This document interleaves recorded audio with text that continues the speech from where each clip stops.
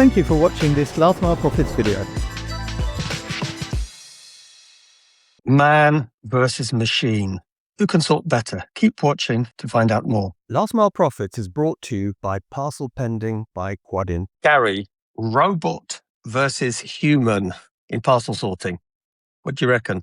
Yeah, I saw the kind of live stream video clip on LinkedIn of a humanoid style robot competing with somebody turning over parcels to make the labels readable, I think was the task set to the robot. Yeah, and it was interesting. Both of them moving at some pace, I think.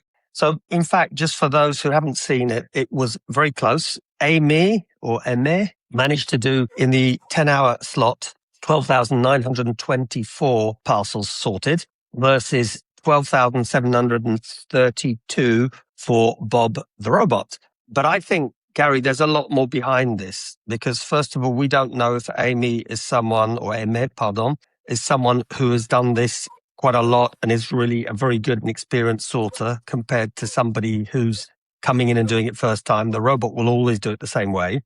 And then, Gary, we have all the other stuff. Robots don't get sick. They don't strike.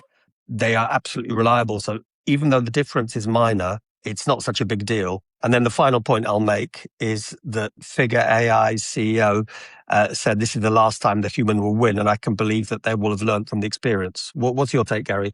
Well, I did read the article, and it does mention the fact that he's a pretty experienced parcel flipper. So he didn't bring him off the street, cold to do it. Probably didn't take as long to train as they took to train the robot to do it, I'm guessing. I'm sure there are, in the background, many thousands of hours developing the AI model that powers that.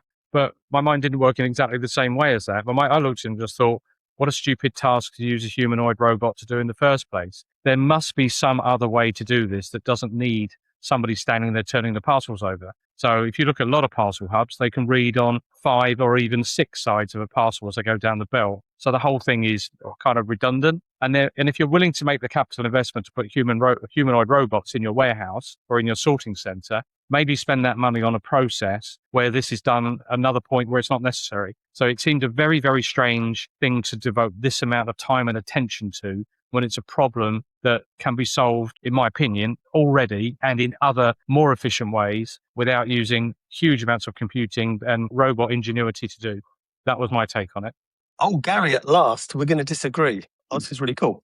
So my take, and I hear where you're coming from, but what I love about the idea of this humanoid robot is that it's much easier to put a humanoid robot into a process that already exists. Because you're right. The other way is you go through re-engineering everything. But this is a way, theoretically, without having to re-engineer too much, where you can have a process that, for whatever reason, good or bad, was actually managed by a human, where you can have a robot to basically, plug and play, take over the role of the human.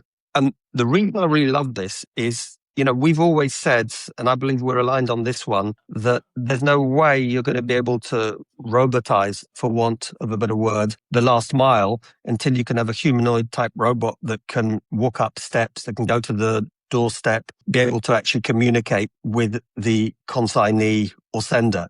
So, Gary, this is one where I think I'm going to have to agree to disagree.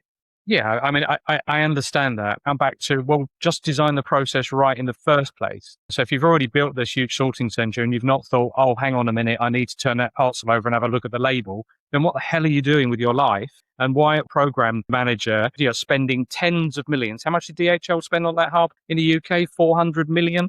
I built a hub myself when I worked at Parcel Force. Trust me, we had many, many very, very detailed meetings, and we didn't get to the end of a sort of 9-figure investment and go, hold on a minute, what if the parcels are upside down when they come down the belt? We better get a robot in. So I don't buy your argument at all. This is just a gimmick. And I'm also kind of thinking, do I really want humans completely replaced with robots? Because what are we going to do with our lives? What jobs are going to be left for us to do? All we'll be left doing is making cappuccinos for each other. And then I saw a video on LinkedIn yesterday of a robot making bloody cappuccinos. I'm at a loss to why this can't be done another way. Well, look, Gary, I reckon that this is one where I do continue to disagree for one simple reason. Not that it's not better to re-engineer the process, but simply that sometimes there's a process that's already existing, even not perfected, but you could actually get a large percentage, maybe 60, 70% of the benefits by just putting a machine where a human could be. But you know what? Let's leave it to our viewers. We don't get that many comments. It'd be really great if people could sort of share their views. You know, who is right, if there is a right here. Is Gary right? And I think no one disputes that improving the process is a good thing. Or is it more pragmatic to say, you know, the robot can just replace human do things? And then finally, if someone's got some other good examples, then it will be great. Gary, any final words from your side? Yeah, I mean, if you are thinking about leaving a comment, could I encourage you not to use robot AI to write your comment for you? It'd be good to hear it in someone's own words. So again, in the world of human outsourcing on LinkedIn, everybody seems to have outsourced their own thinking to AI and presenting it as their own. I really couldn't care less what AI thinks on this topic. I would like to hear what a human person thinks, because fundamentally that's what drives the society forward, not handing it over to a faceless machine. And there you have it, everyone. Slightly conservative Mr. Winter would prefer that you write straight from the heart, not with the aid of some kind of AI robotic tool. Gary, as usual, great talking. Look forward to the next one, hopefully when I'll be in a slightly easier environment to record. And those people that do that with AI know who they are. I'm coming for you. Speak to you soon. You know, Gary, I was looking at the subscriptions and realized that a huge number of our audience actually don't subscribe to watch our videos. Really? That's outrageous. It's a bit like watching the BBC without your TV license. How can we keep it free if people aren't subscribing and letting us know they want more of this content? It's ridiculous.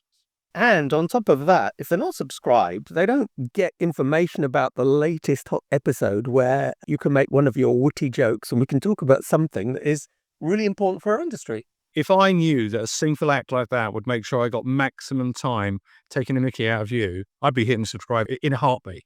Well, look, so here we have it. Please, everyone, if you haven't subscribed yet, this is your opportunity. Click right now. The button should be there, or maybe there.